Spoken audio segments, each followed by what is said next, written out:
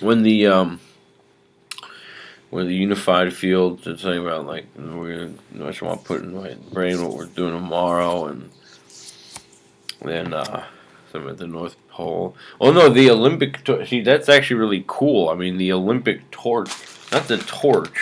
What is it? Torch bearers at the North Pole mark the first such stop for the Olympic emblem, which will end its journey in Russia.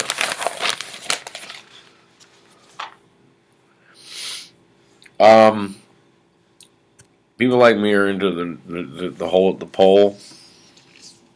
It enters into our hollow earth, but the whole thing about the polar myth and what it has to do with. I want to tell you all about the polar myth. I don't. It's important to me.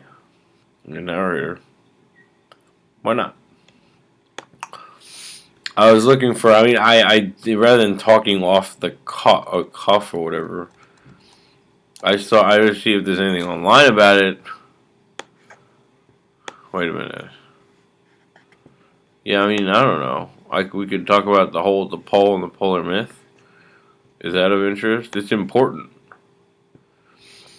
It's important. I mean, also has to do this thing called Gnostic anthropology.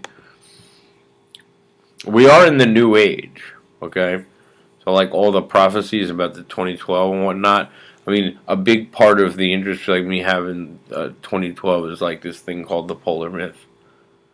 That's also why people like me, even though I have Star of David on my arm, like get called like Nazis. It really is why. It didn't make any sense, but that's like because there's sometimes it's called like, oh, I don't know. I mean, no, well, no, because apparently like I don't know. Apparently, it was part of what's why they.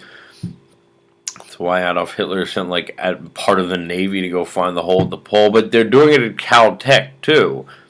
There's a guy called Brooks Agnew who is going to take two Soviet. Oh, that's interesting. He's taking two old Soviet boats. Oh, that's weird that the Olympic torches. They're starting it and they brought it to the North Pole and it's going to end its journey in Russia. At Caltech, this guy called Brooks Agnew um, was going to lead. I don't know if it's still on or not. I couldn't find out. They were going to take two old Soviet, Russian ships, and go make the first voyage since Admiral Byrd's to the North Pole to locate the hole that goes into the hollow Earth. And anyone could go on board, but they had to know if they had any kind of expertise that would help with the journey. You could get on the boat, but you can't pay to go on the boats. But people with expertise in like the paranormal could go if you had expertise in Gnostic anthropology, but also like obviously geologists and like people who study geology are on the boat. And when they got to the hole at the pole, it's really cool that they're bringing the torch there, the Olympic torch. They should, because when they get there, Brooks Agnew was saying that everybody on the boat is going to direct their consciousness to asking any beings who live within the hollow of the hollow Earth to come to the surface. There have been supposedly like 8 individuals from the surface who've gone to live in the hollow Earth. One of them is Nikolai Tesla.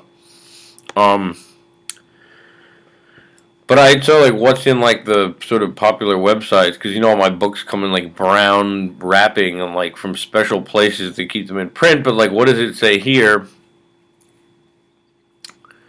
It says bipolar myths are too specific to be just an encoding of human psychological processes, right? I mean, this is the kind of myth that this isn't like what that Joseph Campbell with the like why we need myths and all that. No. This is too specific and it has to do. This is a good point. It's not a myth like that. It's part of this thing called Gnostic anthropology, or you get labeled. It's called esoteric Nazism, whatever that means. I really resent that. I don't think that I want to be called a name because I like to hold the pole. But polar myth, it says Well, first of all, this has to do with the fact that they perceive one of the 2012 events, or the events that may be coming. They think is that the Earth right now spins like sort of tilted, but okay, like it's on a tilt, and that the tilt is going to be start correcting itself is part of the sort of prophecy, and correcting itself back to the way it used to be, which was in prehistory, like before the last ice age, like before in the part of history we don't know. Like history, see that's why I hate like this sort of social science like type thing. Like they don't understand. Like history, we only know of the first civilizations, but like we don't know where they got all the info to build a civilization. And then it's like people are well, what happened before, before. I mean, history only goes back so far because it's recorded history. But they say the Earth was tilted differently then. Therefore, the North Pole wasn't like the way it is now. We're like, what do you mean there was a civilization at the North Pole? Like, how could there be one? That's one a sophisticated civilization. Well, yeah, if it was a different climate there, yes. It says in like what it says in the popular culture about it. Yeah, okay. Polar myths actually deal with the origin and destiny of our world. The corruption of the timeline. Remember, linear time is supposed to be coming to an end.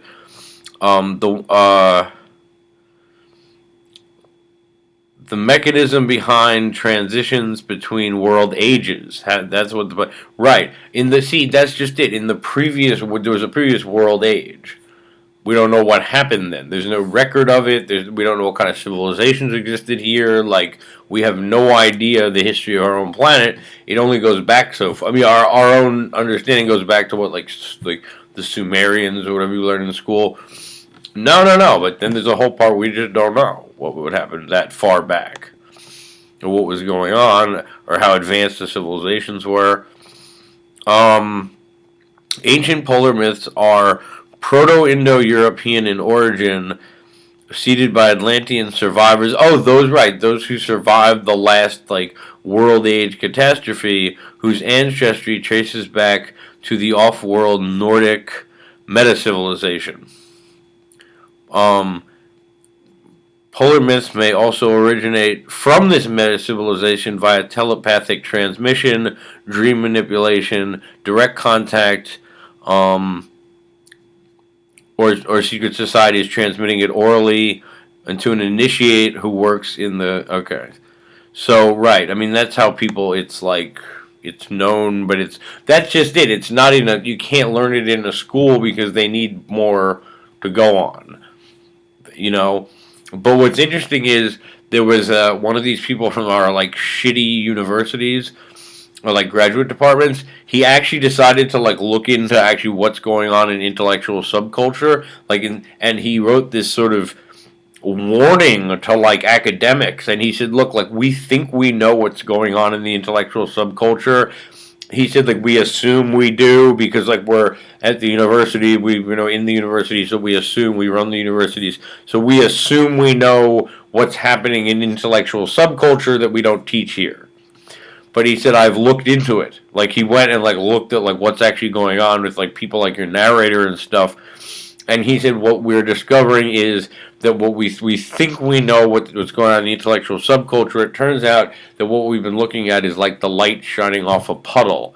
It shines so brightly it seems like it's the whole thing, but it's just the surface. And he said it's turning out the puddle may be profoundly deep.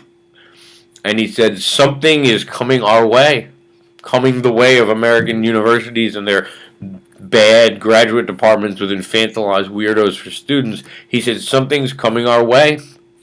He said the things taking place in the intellectual subculture from our perspective are very strange indeed. The pole.